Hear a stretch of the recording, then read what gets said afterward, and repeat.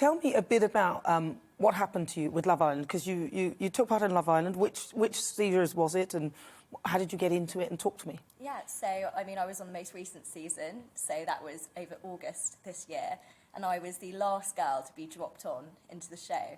So it was about 2.5 weeks before the end. Oh, my God. Weren't there daggers at you when you came along? The other girls wanted to kill you. Absolutely. I mean, I was after 2 boys, and one of them had a on and off relationship with another girl. And so it was hard, stepping on toes.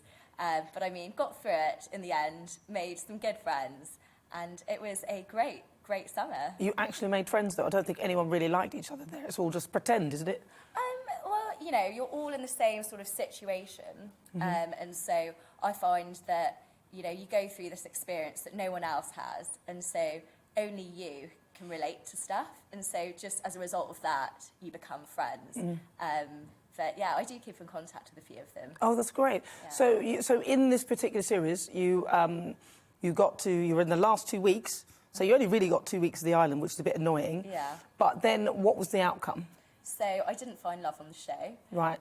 However, I've had many opportunities that have come off the back of it, which I've really enjoyed. And yeah, it's been good. It's been good. So, and when you came out of Love Island, what was that like? Because you've obviously been cocooned in this space. It's only 2 weeks, but GBNews, we've only been here for 4.5 months. It feels like years, but it does, it really does. That must have felt like an eternity.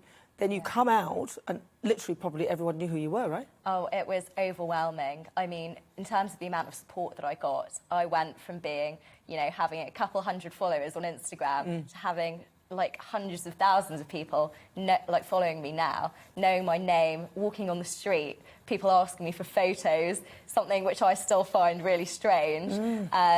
But yeah, I got asked my autograph the other day as well, which was refreshing. But yeah. I can't write anymore. If somebody asked me, no one's ever asked me, but I haven't written for so many years, been typing everything. So you've got a lot of people following you and wanting to onto Instagram, and you've got lots of followers. You were on Twitter before. Yeah. Talk to me about what the bad side of it is, because so far it sounds wonderful.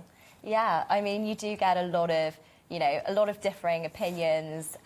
People that watch the show, they obviously only watch like 1% of what actually occurs. Of course, yes. And that's what's shown on TV. And so everyone forms their opinions, and sometimes, you know, people can be very negative, especially in terms of, you know, body image. Like, a lot of people have criticised the way that I look. But you look fabulous. Oh, thank you. I think so too. I think, you know, I'm very body confident, but, you know, I'm not cosmetically enhanced. I'm just a normal person. Not even your eyes? No. You can't make those bigger. You can't make them bigger.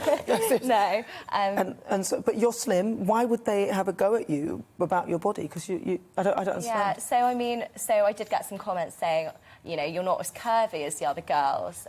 You don't, like, I don't look like the typical reality TV star, you know, without, like, you know, big boobs, big bum, you know, that kind of, you know, image that you're used to seeing on reality TV. I think I'm a little different to that. And in terms of, also had some, like, comments about my race, and that kind of abuse, which was horrible. Where are your parents from, or your family origins? Yeah, so I'm Indian, and I had a lot of people, you know, saying, I think the word terrorist was thrown around, which is just so absurd. It's ridiculous. It just makes no sense. But I've had so much abuse for that before going onto the show, because my friends, they control your accounts, your Instagram, while you're on the show, and they see all these comments.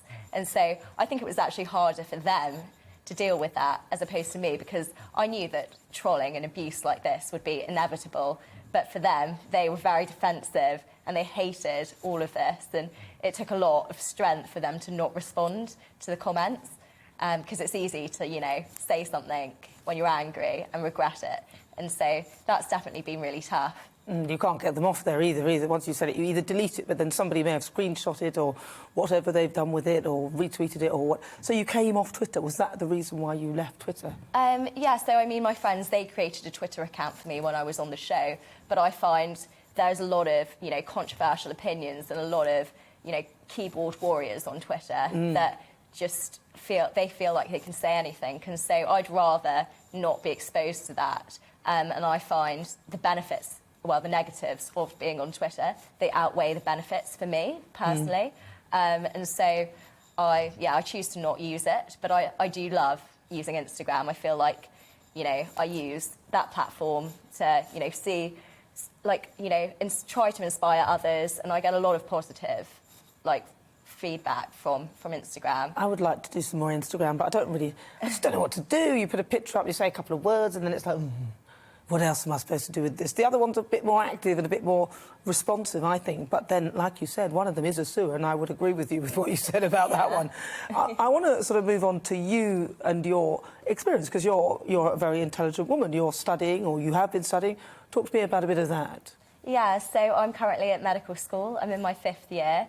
1 more year left until I qualify. And that's my number one priority. That's been my dream for a long time now, to be a doctor. And so I'm really excited doing that now, trying to balance all the other opportunities off the back of the show. Which are other opportunities, yes. So, I mean, I've been working with fashion brands. I've been, working... I made a comment about cheese on the show, and so I've been working with a lot of cheese companies. Just had a campaign with Iceland. Do you like cheese? Oh, I love cheese. Cheese is great, isn't it? I love cheese. Buffalo cheese in particular on a pizza. Yeah, Christmas is my favourite time of the year. Cheese boards, brilliant. You'd be like the little mouse in the corner eating the cheese. Yeah, snacking on that. In your previous life, you probably may have been a mouse. And was eating Sorry, that's silly, isn't it? But that's great.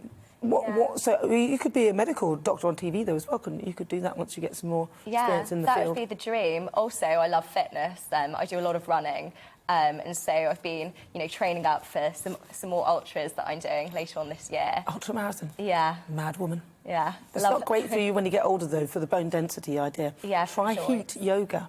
That's good. Okay. Yeah. Okay.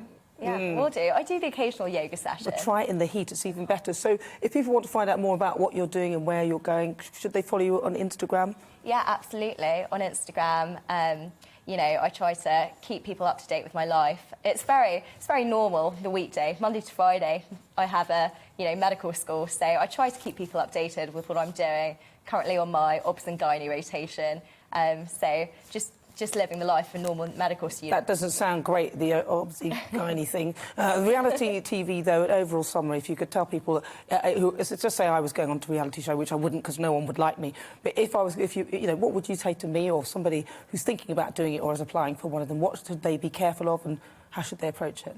I think you've just got to be authentically yourself, and don't be afraid to, you know, be yourself, no matter what criticism that may come your way, because no matter how perfect you try to be, there are always going to be critics. So it's really important that you just embrace that, you know, do whatever you want. You might not look like the normal reality TV star, but just go for it and do something different, get out of your comfort zone, and get out of your comfort zone and do something about it. Yeah. If people want to find out more, give me that Twitter handle, that Instagram handle. So it's at Priya Gopaldas.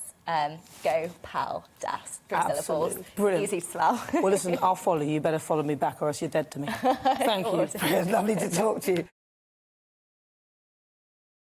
Welcome to the GB News YouTube channel. You can watch us live 24 hours a day, catch up on your favourite shows and join in the conversation in the comments below. Don't forget to subscribe and you'll never miss any of our exclusive content.